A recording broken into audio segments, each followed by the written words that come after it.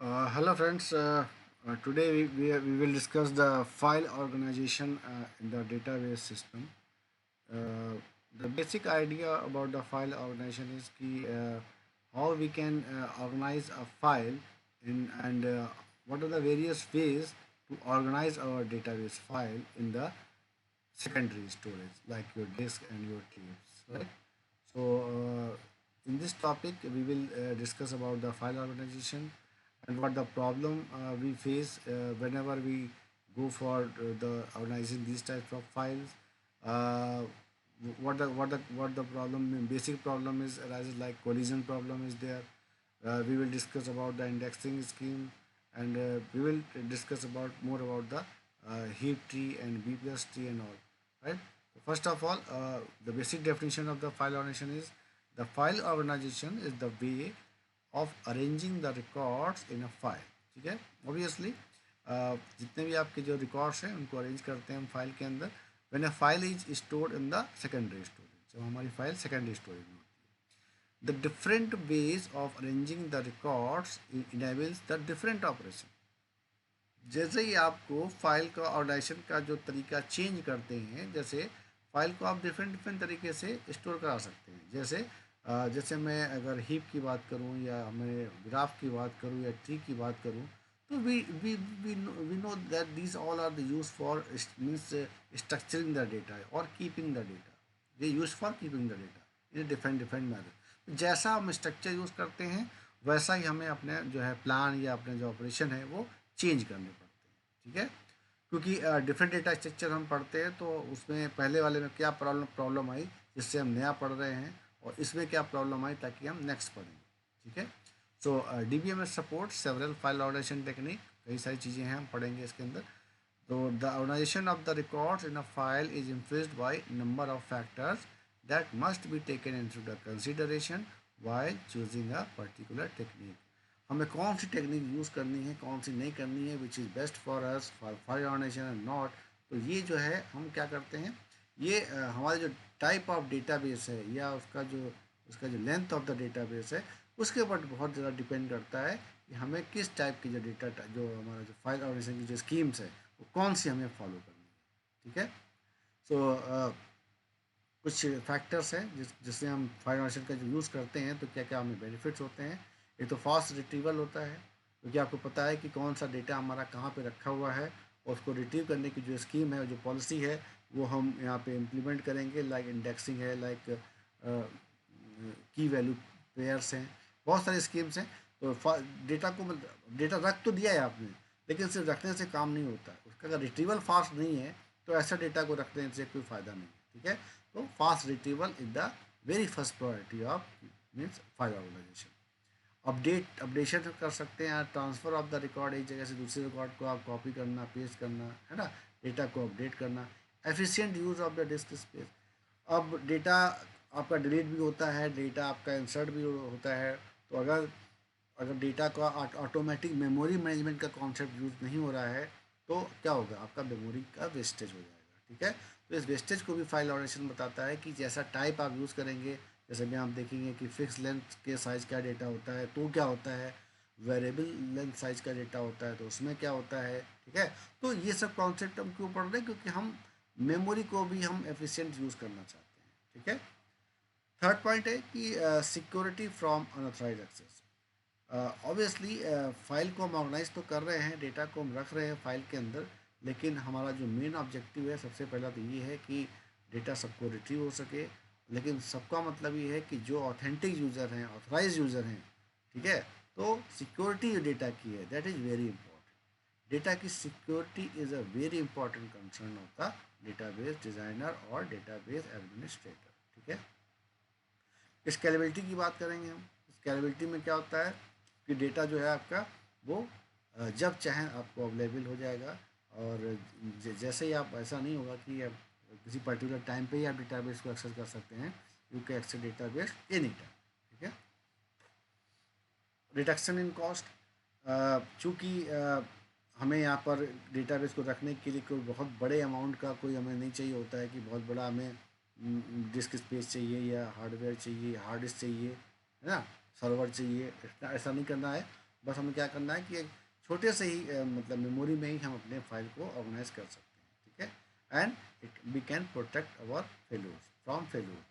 फेलोर्स अगर हो रहा है तो हमारा जो डेटा है उसका जो अपडेशन है वो जहाँ पहले था वो वहीं पर चला जाए, जहाँ तक ट्रांजेक्शन हुआ था वहीं पर चला जाए, रोल बैक कर जाए। तो ये सारी जो हमारी है वो डेटाबेस की जो फाइल ऑर्गेनाइजेशन की जो कॉन्सेप्ट है, जो स्कीम्स है, उसके अंदर उसके लिए ये बहुत इम्पोर्टेंट है, इनको हम ध्यान में रखते हैं। तो कुछ बेसिक कंपोनेंट्स हैं आप फाइल के। File is the collection of related sequence of records, ठीक है। अब रिकॉर्ड में जो फाइल में कोई एक सिंगल रिकॉर्ड नहीं रह रहा है, वो उसमें कलेक्शन ऑफ रिकॉर्ड्स हैं, ठीक है ना। तो अब वो सारे रिलेटेड हैं। तो जब भी हम फाइल की बात करेंगे तो ये स्कीम को भी हमें ध्यान में रखना पड़ेगा कि all the records are related and it is also a collection of related sequence of records, right. A record is the collection of logically related field. ऐसा नहीं है कि लॉजिकल है, सारा जो रिकॉर्ड रहेगा आपका वो लॉजिकली रिलेटेड रहेगा। जैसे हमने लास्ट टाइम कीज़ की बात करी, हमने डिफरेंट डिफरेंट एट्रीब्यूट्स की बात करी। तो इसके थ्रू ही हम क्या करते हैं भाई, हम बात करते हैं कि डेटाबेस का जो फास्ट रिट्रीवल है वो कैसे हो पाएगा।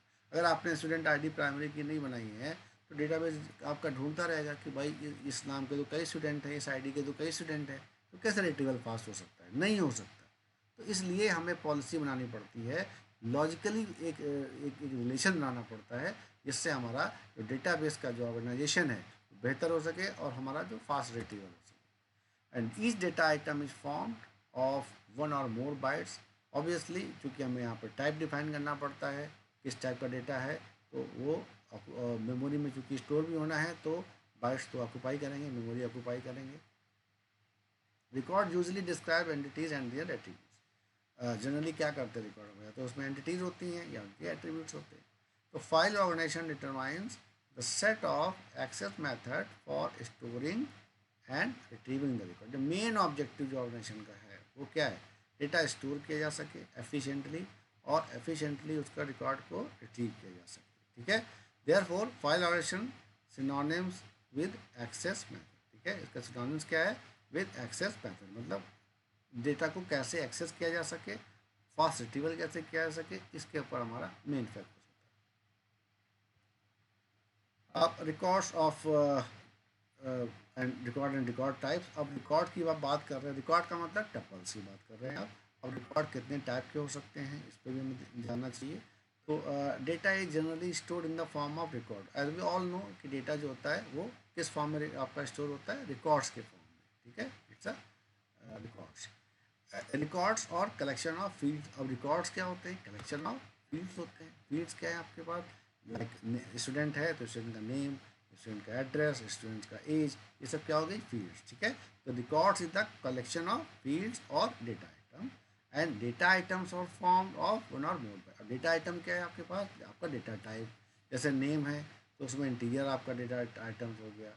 अगर नेम, अगर एज है तो इंटीजर टाइप का हो गया, ठीक है। तो these are the data items. And each record has a unique identifier, जिसको हम क्या कहते हैं, रिकॉर्ड आईडी।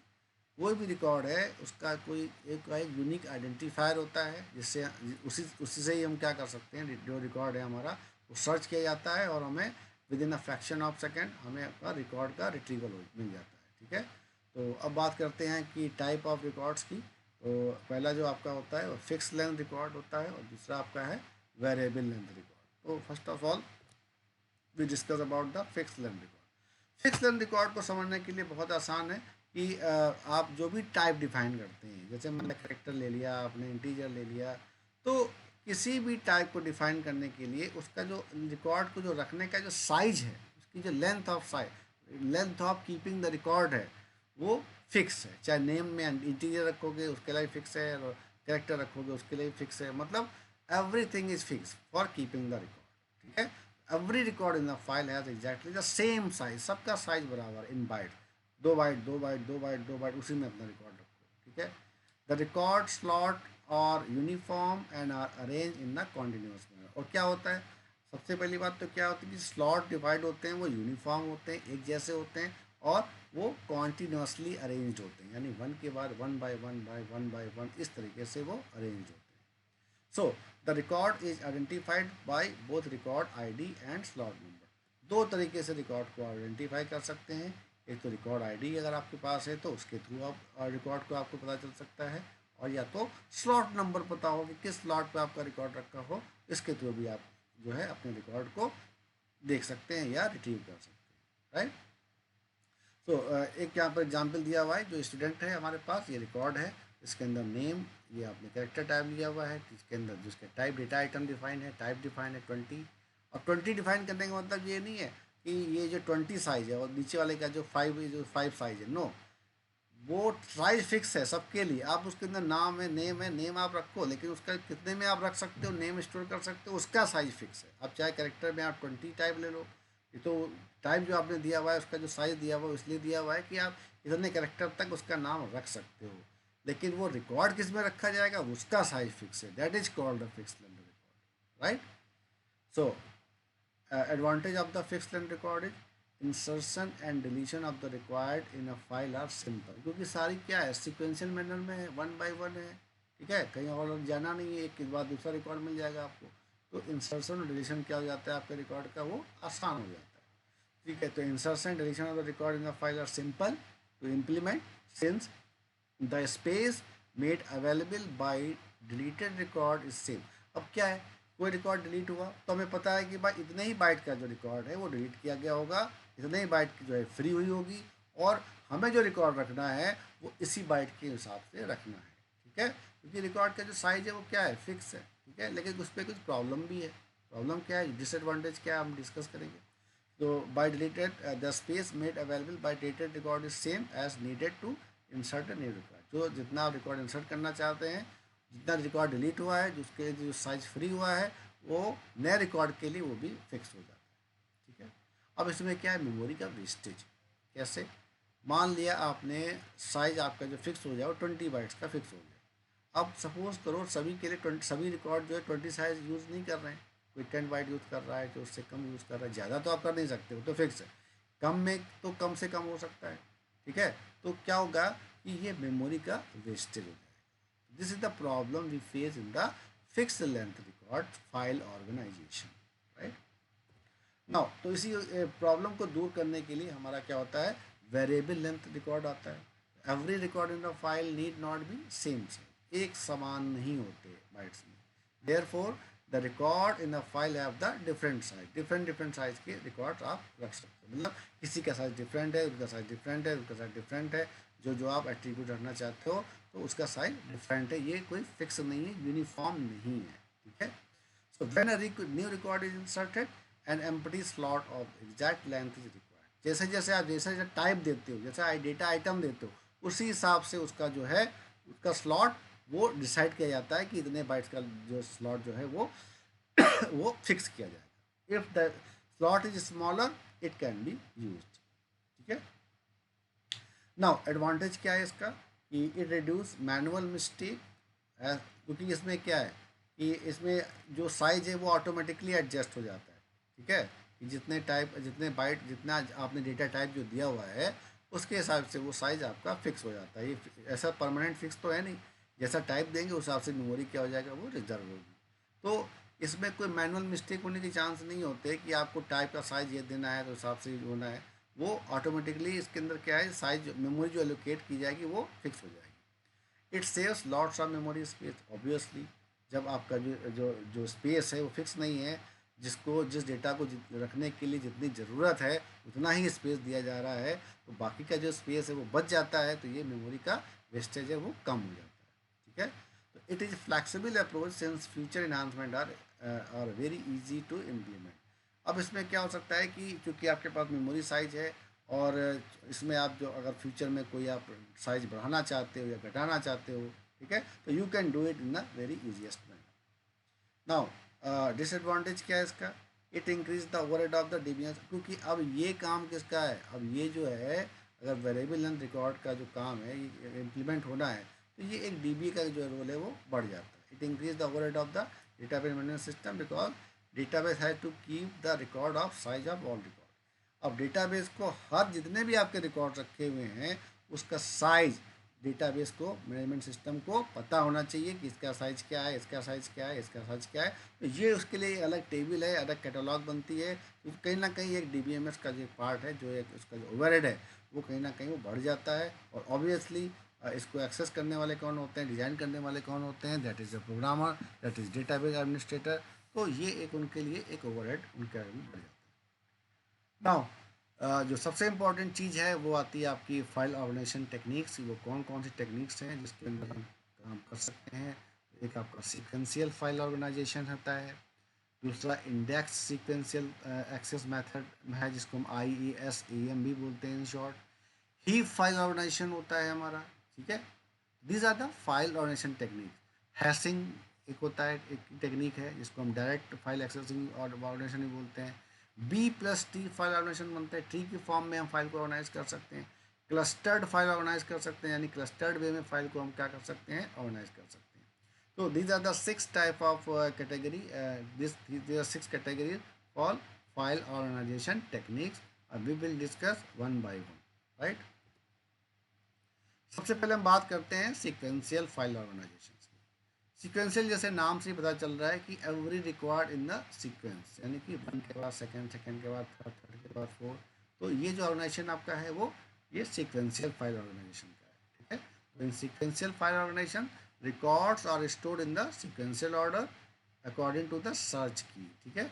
जब आप रिकॉर्ड को सर्च करते हैं तो वो रिकॉर्ड और तो किसी पर्टिकुलर ब्लॉक के अंदर रखा गया होगा। भाई एक ब्लॉक कई सारे पार्ट में डिवाइड हो गया, तो एक ब्लॉक में जो पार्ट है उसमें कहाँ पे रखा गया हुआ है। तो सर्च की हम क्या करते हैं, एक सर्च की होती है हमारी, वो की बताती है कि आपका जो रिकॉर्ड है वो ब्लॉक किस ब्लॉक के अंदर स्टोर्ड है या कहाँ पे रखा गया है, ठीक है। तो a search key is an attribute which is use to serialize the record. ये जो होता है वो रिकॉर्ड को सीरियलाइज करने के लिए होता है। ऑब्वियसली यहाँ पर क्या होता है, एक पॉइंटर का भी कॉन्सेप्ट आएगा जो बताएगा भाई कि ये, भाई आपने आपके पास सर्च की वैल्यू है, उस वो की वैल्यू क्या होती है, वो आपको वो उस वो पॉइंटर क्या है, एड्रेस बताता है कि वो रिकॉर्ड कहाँ पे रखा गया है, ठीक है। तो a search key is an attribute which is use to serialize the record to reach the consecutive records from any record pointer search। अब किसी भी रिकॉर्ड तक पहुंचने के लिए अगर किसी के घर पहुंचना है तो आपको एड्रेस तो पता होना चाहिए। ऑब्वियसली आपके पास एड्रेस होता है, एड्रेस क्या है, सर्च की वैल्यू हो गई। लेकिन अगर आपको सर्च की वैल्यू के थ्रू आपको क्या करना है, किसी घर पता है तो जाना है तो आपको एड्रेस तो पता होना चाहिए, that is called search key value. And you can means reach the destination with the help of pointers, right. The pointer are use for fast retrieval of record. Obviously अगर आप फास्ट रिट्रीव करना चाहते हैं तो pointer का use करना पड़ेगा। To read any record from the file, start searching from the, file को आपको रीड करनी है वन बाय वन, तो आपको सबसे पहले बिगिनिंग से स्टार्ट करनी पड़ेगी। आप मिडिल के थ्रू कहीं जाके पर्टिकुलर रिकॉर्ड पे आप नहीं जा सकते। यही इसका ड्रॉबैक है कि you have to search for every record to reach the desired one, right. तो this is the sequential file organization. अब इसके कुछ प्रॉब्लम्स हैं उसको भी डिस्कस कर लेते हैं। इसके प्रॉस क्या है कि it is easy to understand, simpler है, one by one record search करना होता है। Efficient file system for smaller size file, ये जो आपका जो सिस्टम है, जो आपकी टेक्निक्स है, ये बहुत छोटी साइज फाइल के लिए यूज होती है। तो construction and reconstruction of file is much similar. इसको बनाना, इस फाइल को ऑर्गेनाइज करना एक आसान है, बहुत ज़्यादा कॉम्प्लिकेटेड आपका ये एक टेक्निक नहीं है, ठीक है। इसमें you just need a pointer, you just need a search key value and seek to, because all the record in the sequential manner, so there is no, you have to assign the address first record to the from the first record to the second to the third to the fourth, and इस तरीके से next record पे आपका record available रहेगा। It is very easier to implement, fast and efficient, because के एक pointer first का address पता है अगर आपको, तो बाकी के जो आपके जो रिकॉर्ड्स हैं उस पर आप इजीली आप मतलब नेविगेट कर सकते हैं और उस पर आप उसको एक्सेस कर सकते हैं। प्रॉब्लम क्या है, inefficient for large file system. लेकिन अगर ये जहाँ पॉइंटर का काम है वहाँ पर अगर कोई फाइल सिस्टम आपका बहुत बड़ा है, बहुत ह्यूज फाइल सिस्टम है, तो वहाँ कहीं ना कहीं एक प्रॉब्लम क्रिएट हो जाती है, ठीक है। दूसरा क्या प्रॉब्लम है कि linear search takes more time. अब चूंकि वन बाय वन रिकॉर्ड आपका सर्च हो रहा है, क्योंकि ऐसा तो है नहीं कि आपको मतलब अगर आपको रिकॉर्ड नंबर 10 पर पहुंचना है तो डायरेक्टली आप 10 पर पहुंच गए। ठीक है, आपको बिगिनिंग से वन बाय वन आपको सारे रिकॉर्ड को सर्च करना पड़ेगा, तो इट टेक्स मच टाइम। ठीक है, तो लीनियर सर्च है चूँकि, तो इट टेक्स मोर टाइम। ठीक है, तो updation and maintenance are not easy because before updation all transaction are stored sequentially. अब आपने अपडेट किया, अब मान लीजिए बीच से कोई डेटा आपने अपडेट किया या डिलीट किया, तो क्या होगा, क्योंकि ये सीक्वेंशियल है, ऑर्डर है, सीक्वेंशियल आपका टेक्निक है, तो सारे रिकॉर्ड जो डिलीट करने, बीच का रिकॉर्ड डिलीट हुआ तो बाकी की जो रिकॉर्ड हैं, ऊपर के रिकॉर्ड हैं, उनके बीच में फिर एक सीक्वेंस एक मेंटेन करना पड़ेगा। ठीक है, बाद डिलीट करने के बाद वाले को फिर से ऊपर लाना पड़ेगा और उसको वो अरेंज करना पड़ेगा। तो यहाँ पर थोड़ी सी प्रॉब्लम हमें फेस करनी पड़ती है जब हम सीक्वेंशियल टेक्निक्स की बात करते हैं, सीक्वेंशियल फाइल ऑर्गेनाइजेशन की बात करते हैं। So time wastage, as we can not jump on the particular record, as I told you कि आप पर्टिकुलर रिकॉर्ड पे जंप नहीं कर सकते, आपको लिनियरली सारी चीज़ों को एक्सेस करना पड़ेगा। But we have to move in a sequential manner which takes our time, जो हमारा टाइम वेस्ट करती है। ठीक है, so this is the problem. Now discuss about the index sequential access method. अब IESM की बात करेंगे, जैसे नाम इसका क्या है, indexed sequential access method. Index के थ्रू आपके पास क्या होती है, बुक में क्या होता है, इंडेक्स होता है। इंडेक्स को आपने देखा और पर्टिकुलर आप जो है तुरंत ही आप पर्टिकुलर आप टॉपिक पर आप पहुँच जाते हो। ठीक है ना, तो किस उसी तरीके का ये कॉन्सेप्ट है जो उसी से यहाँ पर उसको हम देखते हैं। So this organization is use to overcome the disadvantages of the sequential file. Obviously कोई भी नया मेथड आता है तो वो पुराने मेथड को जो प्रॉब्लम होती है उसको दूर करने के लिए होता है। ठीक है, it also preserve the advantage of sequential file access. तो जो एडवांटेज है आपका जो सीक्वेंशियल फाइल एक्सेस का, वो तो यहाँ पर भी रहता है। ठीक है, लेकिन थोड़ा सा क्या होता है कि जो डिसएडवांटेज था हमारा सीक्वेंशियल फाइल ऑर्गेनाइजेशन का, उसको कहीं ना कहीं तक यहाँ पर रिमूव करता है। This organization enables fast searching of record with the use of index. कुछ नहीं है, बस एक जो सिंपल चीज़ यहाँ पर ऐड हुई है वो है इंडेक्स। इंडेक्स आपको पता है कि भाई इंडेक्स क्या होता है, एक ऐसी जिसमें अंदर वैल्यू रखी जाती है जो ये बताती है कि आपका जो रिकॉर्ड है वो कहाँ पे रखा गया है। ठीक है, ताकि एक इंडेक्स टेबल होती है। ठीक है, इंडेक्स टेबल में उस उस रिकॉर्ड का डिस्क्रिप्शन होता है जहाँ पे आपका रिकॉर्ड सेकेंडरी स्टोरेज में रखा गया है। ठीक है, अब उसमें होता क्या है, एक ब्लॉक जो टर्मिनोलॉजी आती है, ब्लॉक है, तो block is a unit of storage in which record और सेव। अब जो आपका जो रिकॉर्ड रखा जाता है वो क्या होता है, ब्लॉक्स में डिवाइड होता है, और ब्लॉक्स अपने आप में भी सेगमेंट में डिवाइड होता है। ब्लॉक के अंदर भी जो है सेगमेंट होते हैं जिसके अंदर रिकॉर्ड रखे जाते हैं। ठीक है ना, तो that is called the block. ठीक है, इंडेक्स क्या होता है, इंडेक्स इज द टेबल, मैंने बताया आपको इंडेक्स क्या होती है, एक टेबल होती है which is the search key value by which block of record can be find. इसके अंदर क्या होता है, हम जो वैल्यू होती है उसके थ्रू हम किसी भी ब्लॉक को क्या कर सकते हैं, आइडेंटिफाई कर सकते हैं और वहाँ पर पहुँच सकते हैं। Pointer is the variable which point from index entry to starting address of the block।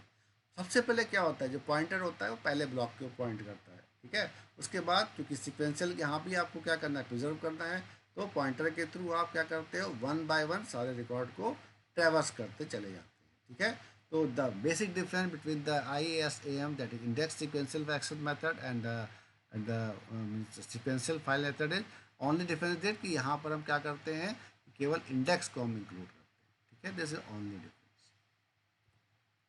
यहाँ पे आप देख सकते हैं कि यहाँ पर आपके पास एक इंडेक्स टेबल है और इसमें एक पॉइंटर है। पॉइंटर किसको पॉइंट कर रहा है, जैसे आपका इंडेक्स टेबल में क्या है, अप टू 10, तो जितने भी आपके 10 के अंदर के रिकॉर्ड हैं वो उस ब्लॉक पर चले जाएंगे, बाकी को क्या करेंगे, छोड़ देंगे। दैट्स वाई फास्ट रिट्रीवल हो जाता है हमारा। ठीक है, तो 8 9 10 क्योंकि हमारा इस ब्लॉक ये जो ब्लॉक है हमारा अप टू 10, इसके लिए जो पॉइंटर वेरिएबल है वो जो है हमारी ब्लॉक 1 है, ये ब्लॉक 2, ये ब्लॉक 3 है। अब आप देख सकते हैं कि ब्लॉक 1 भी क्या है, इससे कई सारे सेगमेंट है, इसे ब्लॉक में भी इसमें कई सारे सेगमेंट है, तो उसमें हमारे रिकॉर्ड रखे हुए हैं।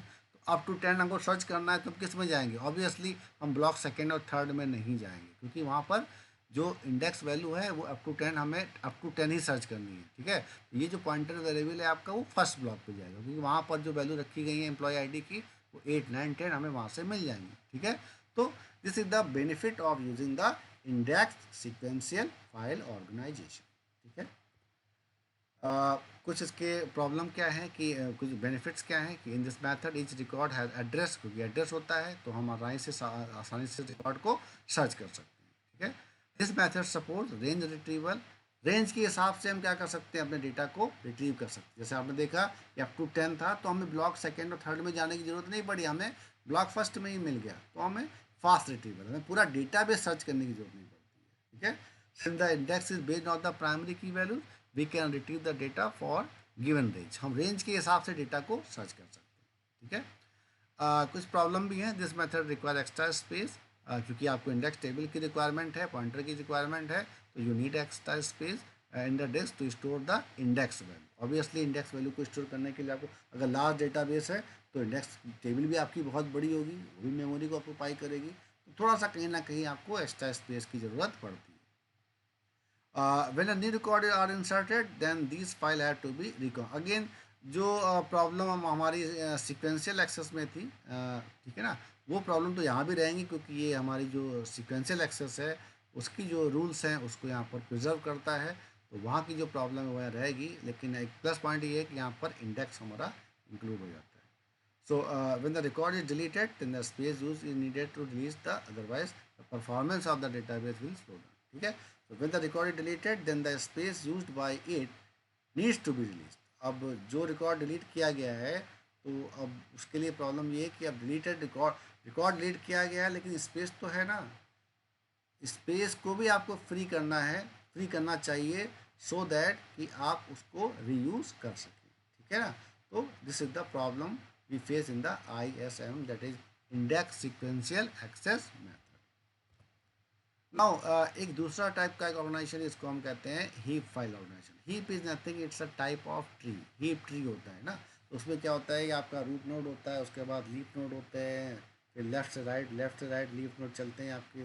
तो यहाँ पर क्या होता है, हीप में जो डेटा को जो सेव करने का जो तरीका होता है, उसमें ये होता है कि जो भी हमारा लास्ट रिकॉर्ड जहाँ पर होता है, अगर नया कोई रिकॉर्ड हमें मतलब ऐड करना है, तो लास्ट वाले रिकॉर्ड के बाद में हम ऐड करते हैं, उसको क्या बोलते हैं, हीप फाइल ऑर्गेनाइजेशन। ठीक है ना, जैसे it is a simplest and most basic file type of organization. It works with data blocks, ये भी डेटा ब्लॉक्स के साथ काम करता है।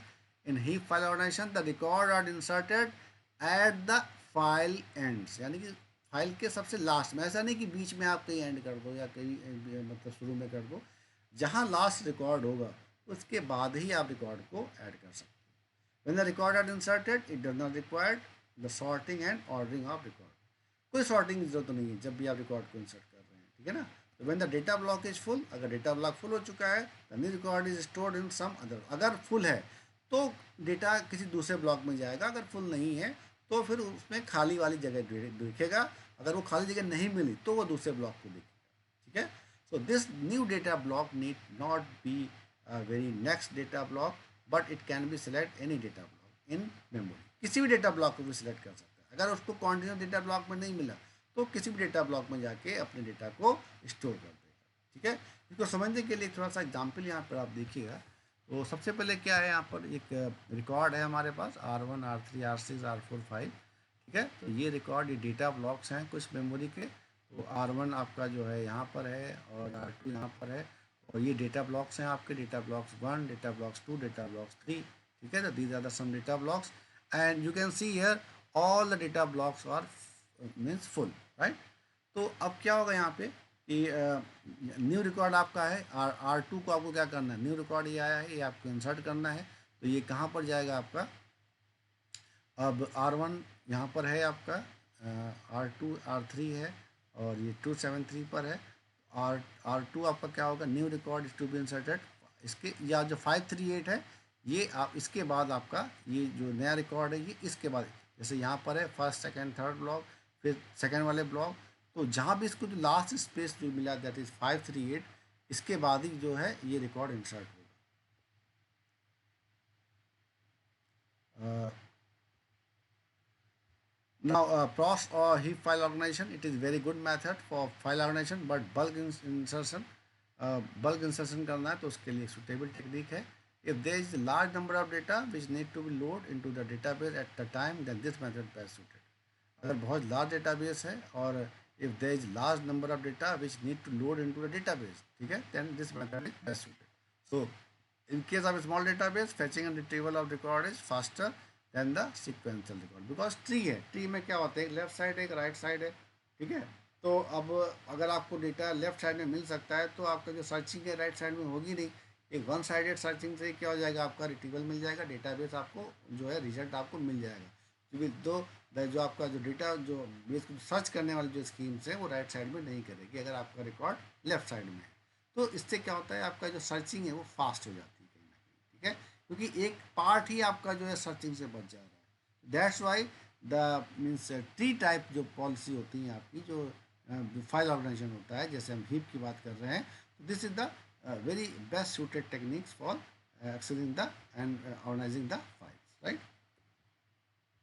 नाउ एक दूसरी टेक्निक है डेटा को रखने की, that is called hashing, right.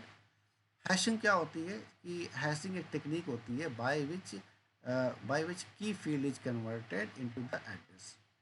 अब जो की फील्ड है, आपकी जो सर्च की वैल्यू की हमने बात करी, तो उसकी जो की वैल्यू है, जो भी की वैल्यू आपकी है, उसको क्या करते हैं, हम कन्वर्ट करते हैं address, address of the physical location, जहाँ पे आपका उस वो एड्रेस हम कन्वर्ट, मतलब ये एक मेथड होता है, एक फंक्शन होता है, हैशिंग फंक्शन हम यूज़ करते हैं, जिसके थ्रू क्या करते हैं हम, है जो की होती है उसको हम एड्रेस में कन्वर्ट करते हैं, और वो एड्रेस किसका होता है, फिजिकल लोकेशन का, जहाँ पर आपका रिकॉर्ड रखा हुआ है, ठीक है ना।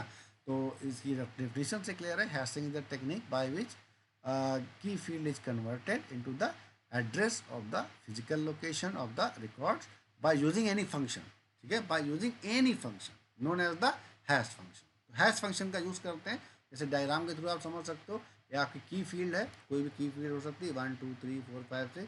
अब हमने क्या किया, हैश फंक्शन के थ्रू उसको हमने एड्रेस ऑफ द रिकॉर्ड में चेंज कर दिया, ठीक है। अब there are various hashing technique. अब हैशिंग की भी कई सारी टेक्निक्स होती हैं, जैसे हम की को हम एड्रेस बना रहे हैं, तो उसको कौन कौन से तरीके हो सकते हैं, तो आप मिड स्क्वायर मेथड यूज़ कर सकते हो। यहाँ पर केवल नाम जानना बहुत ज़रूरी है, ये अलग अलग काम क्या करते हैं, it is not mandatory to know, but उसके कौन कौन सी टेक्निक्स होती हैं ये जानना बहुत ज़रूरी है, बिकॉज ये सारा डिटेल में आपका डाटा स्ट्रक्चर में हम पढ़ते हैं। तो mid square method, folding method, division method, division reminder method, radix transformation method, and polynomial conversion method. So these are the 6 techniques of the hashing through which we can convert our keys into the address of the physical locations, ठीक है। so इसका जो main disadvantage है वो क्या है, collision, right. अब collision क्या होता है मैं बता दूं। मान लिया कि आपने एक फंक्शन बनाया, आपके पास दो की हैं, सपोज करो 1 2 3 और 4 5 6। अब आपने क्या किया, इन दोनों की के ऊपर हैश फंक्शन अप्लाई किया।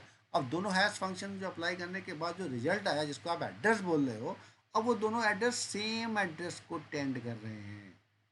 बिगेस्ट प्रॉब्लम, कोलिजन, क्योंकि एक ही रिकॉर्ड जो है, एक ही रिकॉर्ड पर दो की वैल्यू जो है उसको टेंड कर रहे हैं, तो ये क्या कहलाएगा, हमारा कोलिजन कहलाएगा, ठीक है।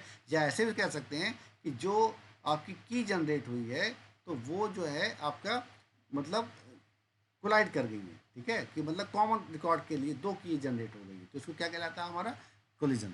The main disadvantages of the hashing is collision, ठीक है। और कोलिजन एक बहुत इंपॉर्टेंट टॉपिक है, उसको रिजॉल्व कैसे हम करते हैं, उसकी टेक्निक्स जानना बहुत ज़रूरी है। तो we will discuss the collision resolution problem in the next session, right. Thank you.